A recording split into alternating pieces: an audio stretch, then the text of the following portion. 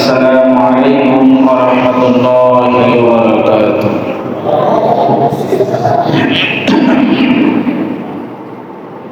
نحمده ونستعينه ونستغفره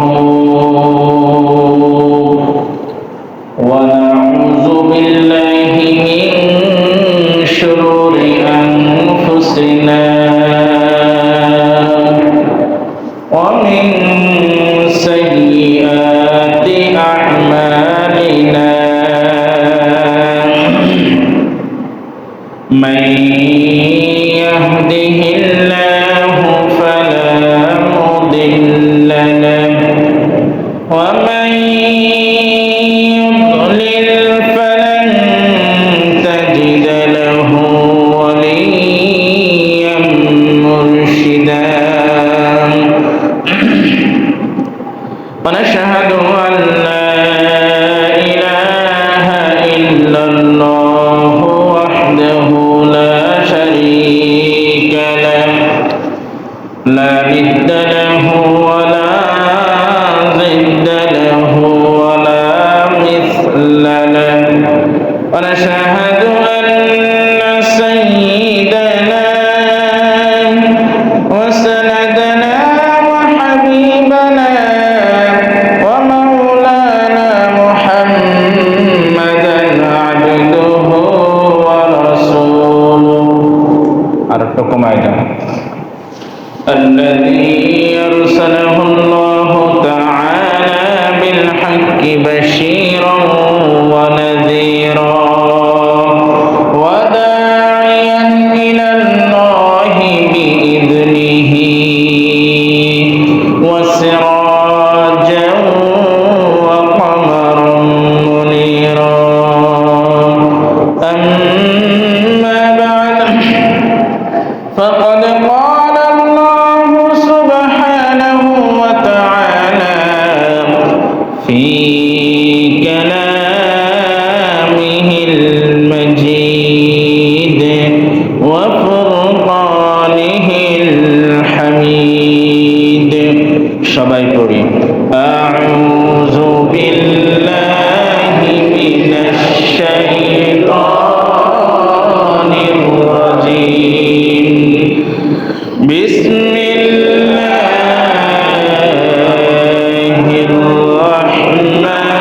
الرحمن الرحيم إن الله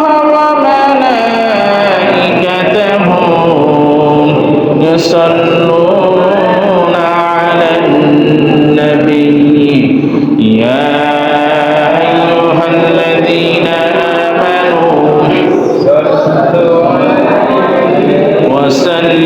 وسلموا تسليما درود إبراهيم اللهم صل على محمد وعلى آل محمد كما صليت على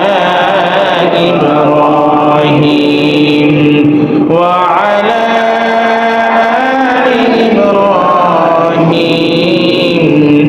إنك حميد مجيد اللهم بارك على محمد وعلى آل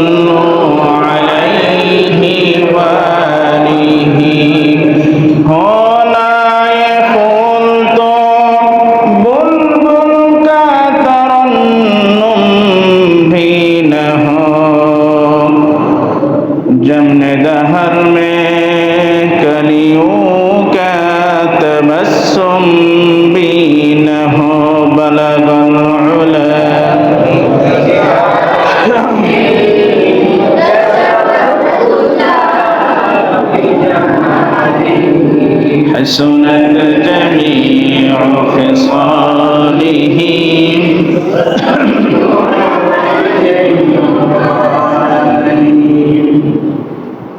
শুকরিয়া আদায় করতেছি ওই মহান মালিকের দরবারে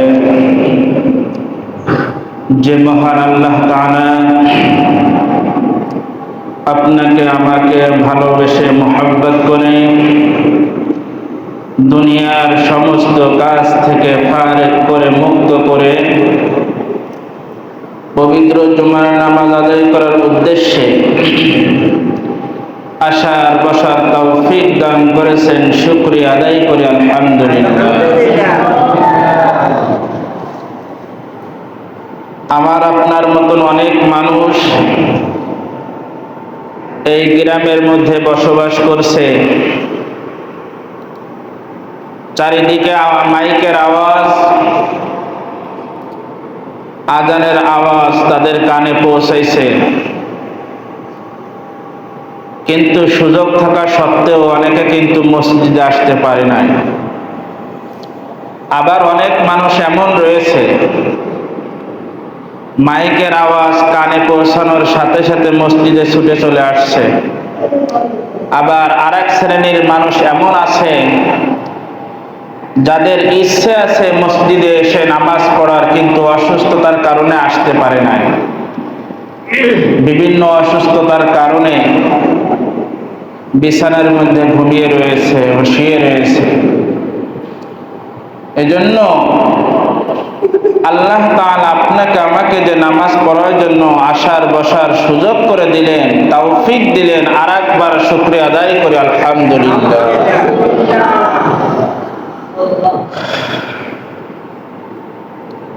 সর্ব অবস্থায়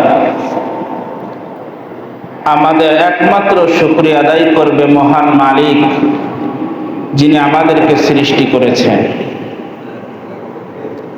যে অবস্থায় থাকি, যেখানে থাকি, সব সময় সর্ব অবস্থায় কষ্টে থাকি, দুঃখে থাকি, সুস্থ থাকি, অসুস্থ থাকি, সর্ব অবস্থায় মালিকের শুকরিয়া আদায় করা দরকার।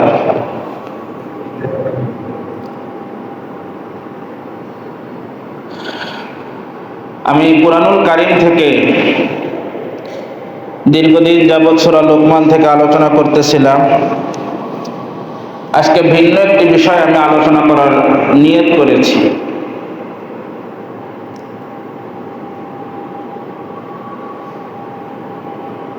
সবাই আমার সাথে বলেন, আউযু বিল্লাহি মিনাশ শাইতানির রাজীম, বিসমিল্লাহির রাহমানির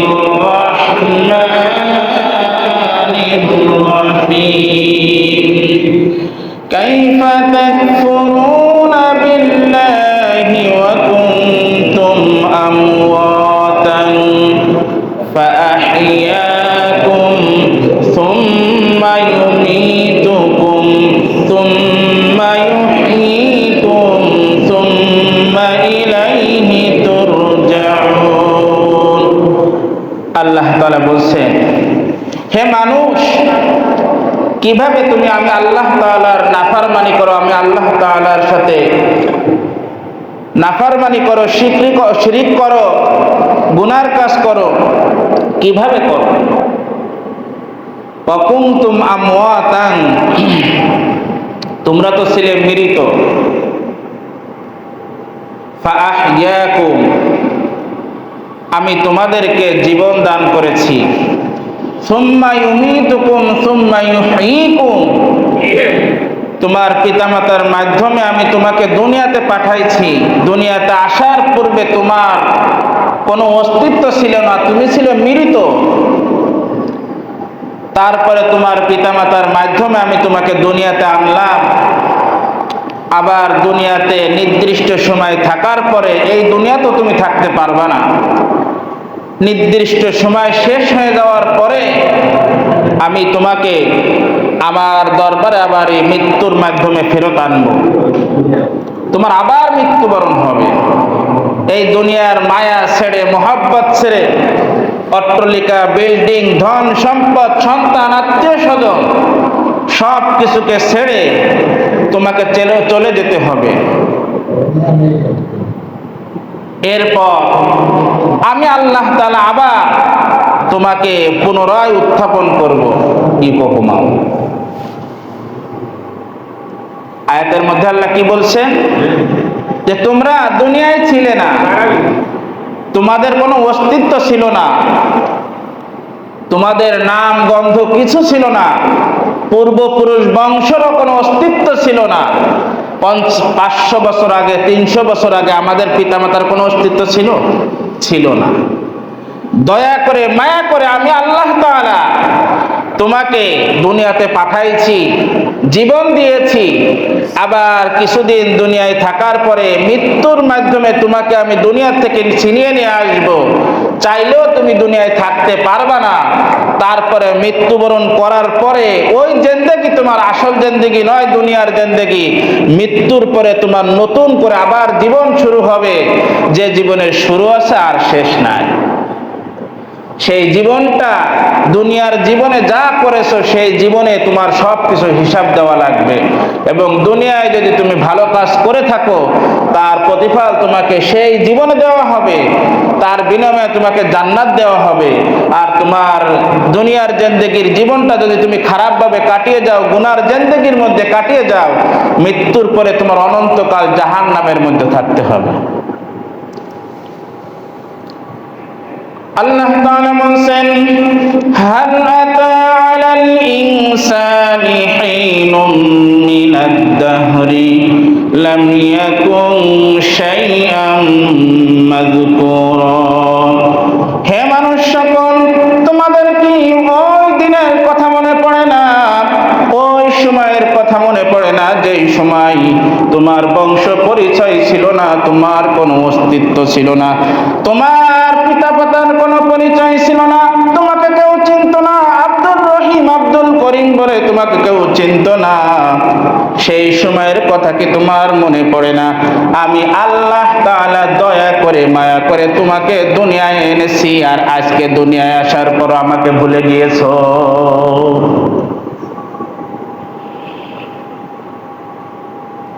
মানুষ দুনিয়াতে আসার পর্বে যে মৃত ছিল, এটা শুধু আল্লাহর কথা নয়, বৈজ্ঞানিক সম্মত কথা। বিজ্ঞানিকরা পর্যন্ত স্বীকার করে যে আমরা দুনিয়াতে আসার পূর্বে মৃত ছিলাম। কিভাবে আমি তোমাদেরকে সৃষ্টি করলাম? আল্লাহ তাআলা বলেন, হে আমার বান্দা, ইন্না খলাকনাকুম মিন তুরাব সুম্মা মিন নুতফা সুম্মা মিন আলাকাতিন সুম্মা মিন মুদগা ফাকাসাউনাল ইযামা লাহমা। আমি তোমাদেরকে সৃষ্টি করেছি মাটির উপাদান থেকে, মাটির নির্যাস থেকে আমি তোমাদেরকে সৃষ্টি করেছি। তোমার পিতার শুক্রকীট এবং তোমার মায়ের ডিম্বাণু, পিতার শুক্রকীট এবং মায়ের ডিম্বাণু দুইজনের নাপাক পানিকে আমি তোমার মায়ের গর্ভের মধ্যে আমি জমাট রক্তের মতন একত্রিত করেছিলাম। পিতার শুক্রকীট পিতার পৃষ্ঠদেশ থেকে এবং মায়ের বক্ষপিঞ্জর থেকে সবেগে নির্গত এক ফোঁটা নাপাক পানি থেকে আমি আল্লাহ তাআলা তোমাকে আমি সৃষ্টি করেছি। পিতার শুক্রকীট এবং মায়ের ডিম্বাণু, তোমাদের পিতামাতার যে নাপাক পানি ছিল সেটাকে তোমার মায়ের ডিম্বাণুর মধ্যে আমি একত্রিত করেছি। ফেরেশতাদের মাধ্যমে আমি ওটাকে প্রসেসিং করতে করতে 40 দিন যাওয়ার পর ওই এক ফোঁটা নাপাক পানিকে আমি জমাট রক্ত আমি মায়ের গর্ভের মধ্যে আমি তৈরি করেছি। 40 দিন যাওয়ার পরে ওই গোশতের টুকরাকে পরিশ্রম করতে করতে ফেরেশতাদের মাধ্যমে আমি সেটাকে রিফাইন করতে করতে একটা জমাট গোশতের টুকরায় আমি পরিণত করেছি। তারপরে 40 দিন যাওয়ার পরে আমি ফেরেশতাদের মাধ্যমে সেটাকে পরিশ্রম করতে করতে সেটাকে আমি তৈরি করতে করতে 40 দিন যাওয়ার পরে তোমাদের আমার মানব দেহের যে বডি, একটা স্ট্রাকচার আমি তৈরি করেছি মায়ের দেহের মধ্যে। এভাবে 40 দিন মায়ের গর্ভে রিফাইন করতে করতে তোমাকে আমি তিল তিল করে মায়ের গর্ভে আমি বড় করেছি। সর্বশেষ নাপাক পানি থেকে জমাট রক্ত থেকে গোশতের টুকরা থেকে একটা বডি তৈরি করেছি। সেই বডির মধ্যে আমি রক্ত দিয়েছি, হাড্ডি দিয়েছি এবং চামড়া দিয়ে, গোশত দিয়ে আমি সেটাকে ঢেকে পূর্ণ একটি মানুষ রূপে তোমার মায়ের গর্ভের মধ্যে আমি বানিয়েছি। তারপরে আমি তোমার মায়ের গর্ভের মধ্যে যখন পূর্ণ মানুষের আকৃতি এসে গেছে, তারপরে তোমার মায়ের গর্ভের মধ্যে ওই বাচ্চাটার দেহের মধ্যে আমি রূহ দিয়ে দিয়েছি। রূহ দেওয়ার পরে পরিপূর্ণ মানুষ হিসেবে মায়ের গর্ভের মধ্যে আমরা, গর্ভের যে ডিম্বাণু তার মধ্যে আমরা আস্তে আস্তে বড় হওয়া শুরু করেছি। 4 মাস 6 মাস বয়স হয়ে গেছে। তারপরে যখন আল্লাহ তাআলা তার মধ্যে রূহ দিয়ে দিয়েছি, এখন মা জীবন্ত একটা মানুষ, আর একজন জীবন্ত মানুষ, আর একজন পেটের মধ্যে জীবন্ত মানুষ আর একটা জীবন্ত সন্তানকে পেটের মধ্যে নিয়ে ঘুরে বেড়ায়। তিল তিল করে আমি তোমাকে ওর মধ্যে বড় করেছি। এমন একটি প্যাকেটের মধ্যে বড় করেছি যার মধ্যে দুনিয়ার কোনো জীবাণু তার মধ্যে প্রবেশ করতে পারে না। আল্লাহ তাআলা বলছে ফি করারিম মাকিন, একদম পরিষ্কার পরিচ্ছন্ন একটা প্যাকেটের মধ্যে তিল তিল করে আমি তোমাকে বড় করেছি। হে মানুষ, কিভাবে তুমি আমি আল্লাহ তাআলাকে ভুলে যাও? আমি ইচ্ছা করলে ওই মায়ের গর্ভ থেকে আবাসন করে তোমাকে দুনিয়ার থেকে বের করে দিতে পারতাম। দুনিয়ার মুখ তুমি চোখে দেখতে পারতে না, আমার দয়া আছে বিধায় তিল তিল করে মায়ের গর্ভের মধ্যে আমি তোমাকে বড় করেছি। তারপরে 10 মাস 10 দিন বা কম বেশি সময়ের পরে আমি তোমাকে দুনিয়ার মধ্যে নিয়ে এসেছি। কিভাবে সৃষ্টি করছে আল্লাহ তাআলা বলছেন খলাকাল ইনসান, মানুষ সৃষ্টি করেছে আমি। হে বান্দা, তুমি কি আমার সৃষ্টির দিকে লক্ষ্য করো না? মায়ের গর্ভের মধ্যে যখন রূহ দিয়ে দেওয়া হয়েছে, বাচ্চার কিন্তু তখন ক্ষুধার উদ্রেক হয়েছে। বাচ্চা পেটের মধ্যে ক্ষুধা লাগছে, কি খাবে? খাওয়ার কোনো ব্যবস্থা নাই। দুনিয়ার কোনো ডাক্তার, দুনিয়ার কোনো মানুষ, ইঞ্জিনিয়ার মায়ের গর্ভের বাচ্চার খাবারের ব্যবস্থা করতে পারে না। আল্লাহ তাআলা দয়া করে মায়া করে মায়ের মাসিককে বন্ধ করে দিয়ে মায়ের নাভির সাথে, বাচ্চার নাভির সাথে সংযুক্ত করে দিয়েছে। মায়ের নাভি, মায়ের মাসিককে বন্ধ করে দিয়ে নাভির সাথে নাভি জোড়াই দিয়ে ওই নাপাক রক্ত তাই দিয়ে তিল তিল করে বড় করেছে। ছোট থাকতে পেটের মধ্যে আমাদের ওইটাই ছিল প্রধান খাবার, নাপাক রক্তটা ছিল নাপাক। আল্লাহ তাআলা মুখ দিয়ে ঢুকাতে পারতেন, কিন্তু মুখটাকে আল্লাহ তাআলা পবিত্র রেখেছেন, নাভির সাথে নাভির সংযুক্ত করে দিয়েছেন। এ কারণে মুফাসসিরিন ইকরাম বলেন যে যাতে করে এই মুখটাকে আল্লাহ তাআলা পবিত্র রেখেছেন, দুনিয়ায় আসার পরে ওই পবিত্র জবান দিয়ে আমি আল্লাহ তাআলার গোলামি করতে পারো। এভাবে করে কত কষ্ট করেছে, কত কষ্ট বলে বোঝানো যাবে না। একমাত্র ভুক্তভোগী মা ছাড়া কেউ এই কষ্টের কথা বলতে পারবে না। গভীর রাত্রে বাবা ঘুমায় গেছে, মা ঘুমায় গেছে, অন্য আত্মীয় স্বজন সবাই ঘুমিয়ে গিয়েছে। যার পেটের মধ্যে সন্তান, গর্ভের মধ্যে সন্তান, ওই মা কিন্তু রাত্রেবেলা ঘুমাতে পারে নাই। রাত্রেবেলা ঘুমানোর জন্য সারাদিন পরিশ্রম করেছে, বালিশে যখন মাথা দিয়েছে ঘুম ভাব যখন চলে এসেছে। আমরা ছোটবেলায় যখন পেটের মধ্যে ছিলাম, যখন আমরা নড়াচড়ার শক্তি যখন চলে এসেছিল, ওই রাত্রেবেলা মা ঘুমাচ্ছে, আমরা কিন্তু ঘুমাতে দেই না। মার পেটের মধ্যে আমরা লাথি মেরেছি, কিল মেরেছি, ঘুষি মেরেছি, হাত পা নাড়ানাড়ি করেছি। গর্ভের মা তারা জানে বাচ্চারা কিন্তু নড়াচড়া করে, মাথা দিয়ে গোতা দেয়, হাত দিয়ে গোতা দেয়, হালকা গোতা দেয়। দুনিয়ায় আসার পরে যদি বাচ্চা একটা মাকে জোরে ঘুষি দেয় তাও কিন্তু অতটা ব্যথা লাগে না। পেটের মধ্যে সামান্য আঘাত দিয়ে হালকা নড়াচড়া করে, কিন্তু মা কিন্তু ঘুমাতে পারে না। এভাবে তিল তিল করে আপনাকে আমাকে আল্লাহ তাআলা ওই মাতৃগর্ভের মধ্যে লালন পালন করেছে। সারাদিন পরিশ্রম করার পরে যখন মা খানা খেতে পারে না, বমি আসে, কোনো কিছু খাবারের রুচি থাকে না, মাগরিবের বেলা রাত্রে বেলা সবাইকে খাওয়াই দেওয়ার পরে যখন নিজে একটু খানা খেতে বসছে, দেশে লাথি, অথবা এমন বমি শুরু হয়েছে মা কিন্তু খেতে পারি না। আমাদের মা কষ্টে কান্না করে ভাত ফেলাই দিয়ে চলে গেছে উঠে, এখন শুতেও পারে না, দাঁড়িয়ে রয়েছে, একটু সময় দাঁড়ায় আর একটু সময় বসে আর একটু সময় শোয়, আবার দাঁড়ায় আবারই শোয়, এরকম কষ্ট করছে আমাদের মা। এই জন্য আল্লাহর হাবিব রাসূল কারীম সাল্লাল্লাহু আলাইহি ওয়াসাল্লামের কাছে এক সাহাবী এসে বলছে, হে আল্লাহর রাসূল, খেদমত করব কার? রাসূল সাল্লাল্লাহু আলাইহি ওয়াসাল্লাম বলছে, মার খেদমত করো। আবার বলছে, হে আল্লাহর রাসূল, তারপরে কার খেদমত করব? আল্লাহর রাসূল বলছে, মার খেদমত করো।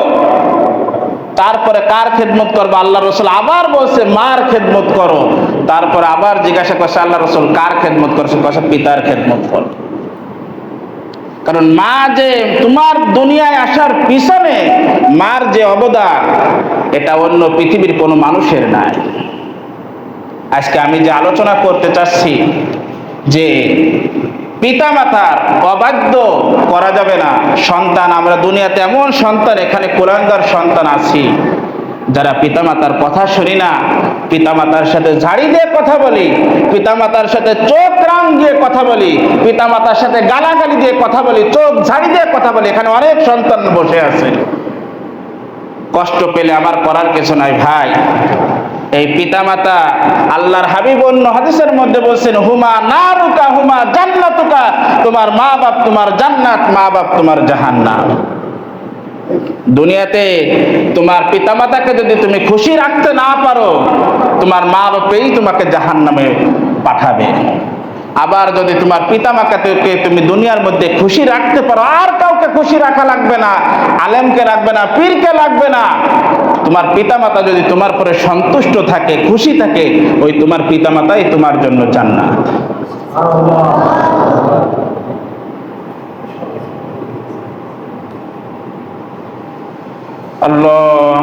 আল্লাহ তাআলা বলেন, ওয়াকাদা রাব্বুকা আল্লা তা'বুদু ইল্লা ইয়্যাহু ওয়া বিল ওয়ালিদাইনি ইহসানা। তোমার প্রতিপালকের পক্ষ থেকে চূড়ান্ত ফয়সালা, একদম সরাসরি ফয়সালা হয়ে গিয়েছে। আমি আল্লাহ তাআলার ইবাদত করতেই হবে, তারপরে সর্বপ্রথম যার খেদমত করবা তা সেটা হলো পিতামাতা। আল্লাহ তাআলা এই আয়াতের শেষের অংশে, যেহেতু এই আয়াত আমি পূর্বে আলোচনা করেছি এজন্য বলছি, এই আয়াতের শেষের অংশে আল্লাহ তাআলা বলছে, ওয়ালা তানহারহুমা ওয়া কুল লাহুমা কওলান কারীমা, তোমার পিতামাতার সাথে চোখ রাঙিয়ে ঝাড়ি দিয়ে কথা বলো না। ওয়া কুল লাহুমা কওলান কারীমা, তোমার পিতামাতার সাথে সৎ ব্যবহার করো, ভালো ব্যবহার করো। এজন্য মেরা দোস্ত ভাই ও বুজুর্গ,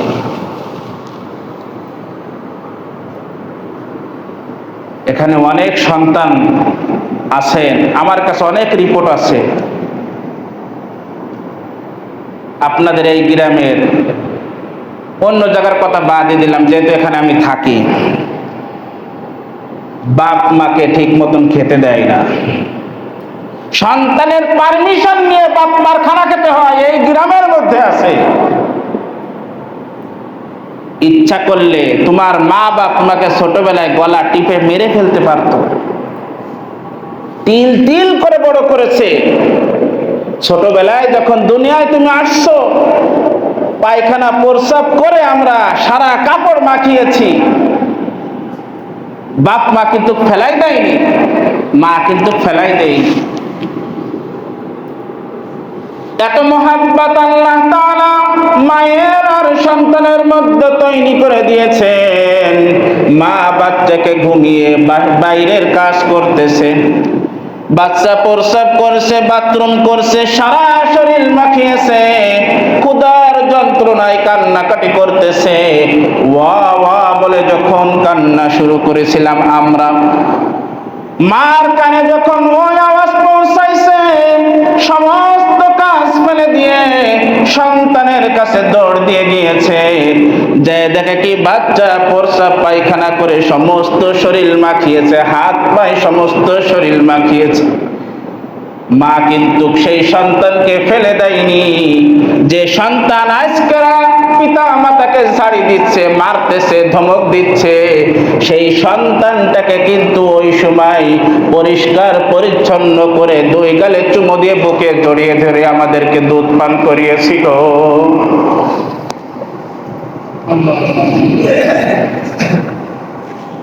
এমন সন্তান আছে, ঝাড়ি দেওয়া তো পরে থাকলো, এটা তো একটা নিম্নমানের। বর্তমান সমাজে এমন সন্তান রয়েছে, পিতামাতাকে গালি পর্যন্ত দেয়, বিভিন্ন অকাট্য ভাষায় গালি দেয়। আমি নিজে কানে শুনেছি আপনাদের এই এলাকায়। সতর্ক করতেছি, পিতামাতা তোমার জন্য জান্নাত, পিতামাতাই তোমার জন্য জাহান্নাম। আজকে যার দিকে তুমি চোখ রাঙিয়ে কথা বলতেছো, আল্লাহর হাবিব বলেন তিনজনের ব্যক্তির দোয়া বিনা কারণে, মানে কোনো শর্ত ছাড়া আল্লাহ কবুল করে নেয়। তার মধ্যে একজন হলো পিতামাতা। পিতামাতা আর বদদোয়া হাত তুলে দেওয়া লাগে না ভাইজান। আপনারা কিছু মনে করেন না, দোয়া বদদোয়া এগুলো হাত তুলে দোয়া করা লাগে না। মনের থেকে একটু ব্যথা পাওয়া, কষ্টে উফ শব্দ বের করা, এটাই তোমার জন্য ধ্বংসের কারণ। যারা এরকম আছেন এখনো পরিবর্তন হয়ে যান। মা বাবাকে সম্মান দেওয়া শেখেন। আল্লাহর হাবিব রাসূল কারীম সাল্লাল্লাহু আলাইহি ওয়াসাল্লাম রমজান মাসে জুমার নামাজের খুতবা দেওয়ার জন্য মেম্বারে উঠতেছেন। সেই সময় মেম্বারগুলো ছিল আরো বড়। 3 নম্বর মেম্বারে উঠে বয়ান করত। আমি পা রেখেছি কয় নম্বরে দেখেন তো? 1 নম্বরে। 3 নম্বরে পা রেখে তারপরে বয়ান করত। প্রথম মেম্বারে যখন উঠছে, আল্লাহর নবী বলছে আমিন। দ্বিতীয় মেম্বারে যখন উঠছে, আল্লাহর নবী বলছে আমিন। তৃতীয় মেম্বারে যখন উঠছে, আল্লাহর নবী বলছে আমিন। সাহাবারা তো কিছু বুঝতে পারছে না, খালি শুনতেছে আমিন আমিন বলতেছে। তবে সাহাবীদের মধ্যে একটা গুণ ছিল, নির্ভয়ে সাহাবীকে মানে নবীজিকে সবকিছু জিজ্ঞাসা করত। তারপরে নামাজের শেষ করার পরে নবীজিকে সাহাবারা জিজ্ঞাসা করেন, হে আল্লাহর রাসূল, আমরা তো কিছুই বুঝলাম না, আপনি তো খালি আমিন আমিন 3 বার বললেন, এর রহস্যটা কি? তখন নবী বলছেন, তোমরা কি জানতে চাও? বললেন হ্যাঁ, আমরা জানতে চাই। তখন বললেন, আমি যখন মেম্বারে উঠছি তখন জিবরিল আলাইহিস সালাতু ওয়াস সালাম আমার কাছে ওহী নিয়ে আসছে। বলছে, হে আল্লাহর রাসূল, যে সন্তান তার পিতা মাতা খেদমত করলো না, দুনিয়ায় পাইছে, হায়াতে পাইছে, মানে দুনিয়ায় আসার পরে তার পিতামাতাকে পাইছে, তারপরে মেলাদিন যাওয়ার পরে মারা গেছে, সেই পিতামাতার খেদমত করে যে জান্নাত কামাই করতে পারলো না, পিতামাতার খেদমত করে তাকে খুশি করতে পারলো না, সেই ব্যক্তি ধ্বংস হোক। তখন আমি বলেছি আমি। এজন্য পিতামাতার শুধু বদদোয়া নয়, যারা পিতামাতাকে কষ্ট দেয়, শুধু পিতামাতার বদদোয়া নয়, স্বয়ং আল্লাহর নবীরও বদদোয়া রয়েছে তার প্রতি। আমরা সতর্ক হয়ে যাই। হাত জোর করি ভাইয়েরা, আমরা অন্তত আমাদের জান্নাত তুল্য পিতামাতার সাথে খারাপ ব্যবহার না করি। যারা অন্যায় করেছেন মাপ চান, পশ্চিম কালো আপনার পিতামাতার কাছে যদি মাপ না চান, আপনার ভবিষ্যৎ ভালো হবে না। আপনি দুনিয়ায় বেঁচে থাকবেন, এমন অকাল মৃত্যু হবে, এমন মৃত্যু হবে আপনি বুঝতেও পারবেন না। এখন আপনার রক্ত এত গরম, এত ঝাড়ি দিয়ে কথা বলে, এত রক্ত গরম কোথা থেকে আসে আপনার? এই পিতামাতার কারণে আপনি দুনিয়াতে আসছেন, পিতামাতার কারণে দুনিয়াতে আসছেন। পিতামাতা আমাদের জন্য নিয়ামত।